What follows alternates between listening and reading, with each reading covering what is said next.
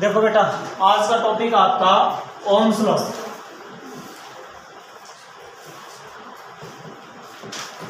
Ninth tenth में आप पढ़े आपने ओम्स लॉ क्या है, ओम का नियम। तो बेटा इसने क्या बोला था ओम्स ने, अकॉर्डिंग टू ओम्स कि भाई कोई कंडक्टर है, कोई भी कंडक्टर है बेटा ये, और इस कंडक्टर के अक्रॉस हम जो है क्या अप्लाई करेंगे, पोटेंशियल। इस कंडक्टर में जितना करंट फ्लो होगा, ये करंट भी आपको पता कौन सा करंट होगा, कन्वेंशनल करंट। बेटा ये कंडक्टर है तो इसमें से हम कह रहे करंट फ्लो है। बेटा करंट फ्लो तब होता है जब क्या अप्लाई करोगे, पोटेंशियल। तो कहता है जितना आप पोटेंशियल अप्लाई करते जाओगे, जितना आप पोटेंशियल अप्लाई करोगे बेटा ये V, जितना आप पोटेंशियल अप्लाई करोगे उतना ही ज्यादा करंट जाएगा। वो रीजन भी है क्योंकि बेटा कंडक्टर में फ्री इलेक्ट्रॉन्स है, ये प्लस बन गया, ये माइनस। आप V बढ़ाओगे तो इलेक्ट्रिक फील्ड भी बढ़ेगा, क्योंकि V बढ़ाएंगे इलेक्ट्रिक फील्ड। V बराबर क्या था, ED।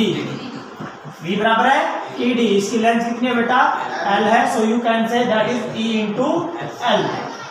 V बढ़ाएंगे तो क्या बढ़ेगा, क्योंकि L तो कांस्टेंट है। L क्या बेटा, ये तो कांस्टेंट है। जब ये कांस्टेंट है तो V डायरेक्टली प्रोपोर्शनल टू क्या हो गया बेटा, E हो गया। जितना आप पोटेंशियल बढ़ाओगे उतनी ज्यादा क्या बढ़ती जाएगी, इलेक्ट्रिक फील्ड। जितनी इलेक्ट्रिक फील्ड बढ़ती चल जाएगी, इसका मतलब है चार्ज जो इलेक्ट्रॉन थे वो क्या होंगे, फास्ट, क्योंकि इलेक्ट्रिक फील्ड बढ़ेगी तो फोर्स भी बढ़ेगी। समझ गया ना। तो ये क्या है बच्चों, ओम्स लॉ ने क्या बोला है, अकॉर्डिंग टू दिस कि current flowing through a conductor is directly proportional to the potential applied across the conductor. ठीक है ना। क्या लिखेंगे, it state that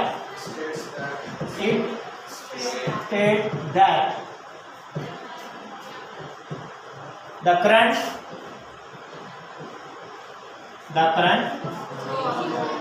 yes flowing through a conductor is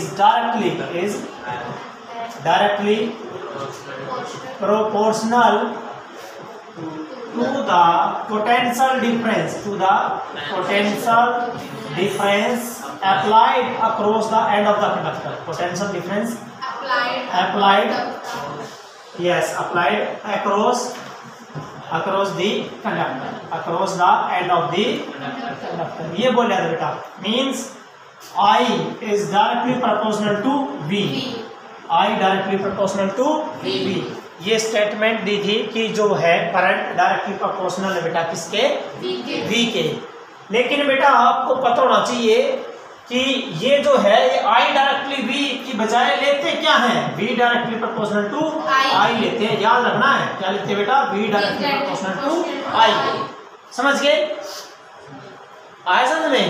तो याद रखना है बेटा कि ये जो V डायरेक्ट, V क्या पोटेंशियल अप्लाइड है और I क्या बेटा करंट है। तो यहाँ पर जब इसको हटाओगे आप, V बराबर हो गया RI। V बराबर है RI। ये जो R है बेटा ये क्या, प्रोपोर्शनलिटी कांस्टेंट। R क्या बेटा, प्रोपोर्शनलिटी कांस्टेंट। ये प्रोपोर्शनलिटी कांस्टेंट है बेटा, प्रोपोर्शनलिटी कांस्टेंट, या फिर इसका नाम बेटा रेजिस्टेंस है बेटा, that is the resistance of the conductor. Resistance of conductor, जो कंडक्टर हमने लिया उसका रेजिस्टेंस है। तो बेटा ये मेन है, तो यहाँ V अपॉन I बराबर क्या बन जाएगा बेटा, R। तो याद रखना है व्हाट इज आर, रेजिस्टेंस की डेफिनेशन आ जाएगी। एक तो डेफिनेशन ये बेटा, applied potential difference to the current की जो रेशो है दैट इज कॉल्ड रेजिस्टेंस। ठीक है, the resistance of a conductor defined as the ratio. क्या बेटा, it defined as the ratio.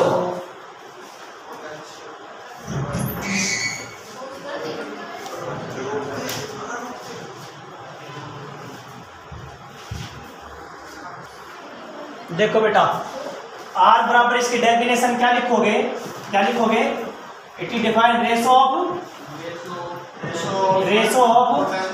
applied potential difference to the ratio है ना देता है, to the current flowing through the conductor, the current flowing through the conductor। ये है बेटा definition. इसकी आर की रेजिस्टेंस की डेफिनेशन है बेटा। लेकिन बेटा आप रेजिस्टेंस की दूसरी डेफिनेशन जो रियल डेफिनेशन होती है रेजिस्टेंस की वो क्या होती है, ये विरोध होता है, रेस्ट्रिक्शन होती है किसमें, करंट के रास्ते में। करंट के रास्ते में रुकावट आ गई तो कम जाएगा, तो ये रुकावट है। इट मीन क्या बेटा, ये the restriction in the path of flow of current. क्या बेटा,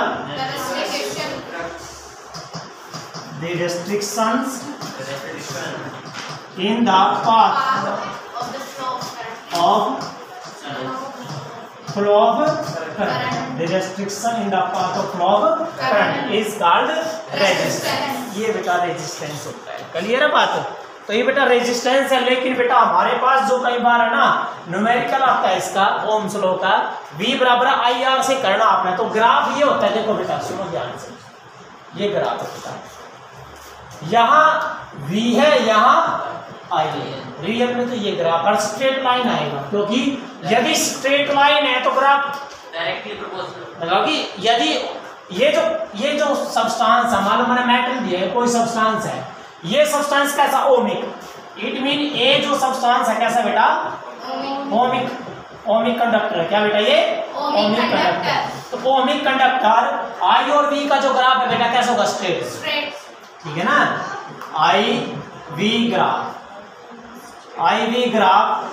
दैट विल क्या होगा बेटा, बिकम स्ट्रेट। क्या होगा बेटा, हमेशा स्ट्रेट होगा। क्या होगा बेटा, स्ट्रेट होगा, हमेशा याद रखना है।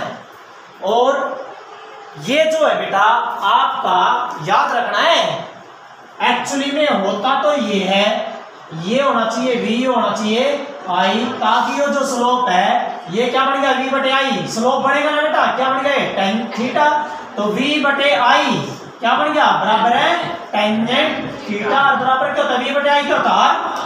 तो इसका मतलब है V का I का स्लोप क्या देगा, रेजिस्टेंस। V I का स्लोप बराबर है बेटा क्या, रेजिस्टेंस।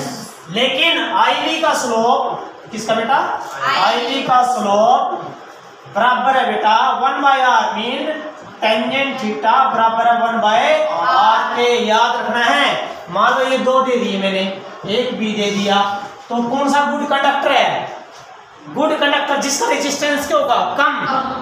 गुड कंडक्टर कौन सा बेटा, जिसका रेजिस्टेंस कम होगा।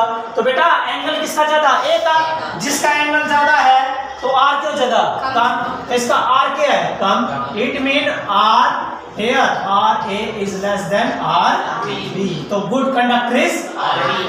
Yes, good conductor. That is the good conductor. A is the good conductor. क्योंकि एंगल ज्यादा है तो बेटा R क्यों जगह कम।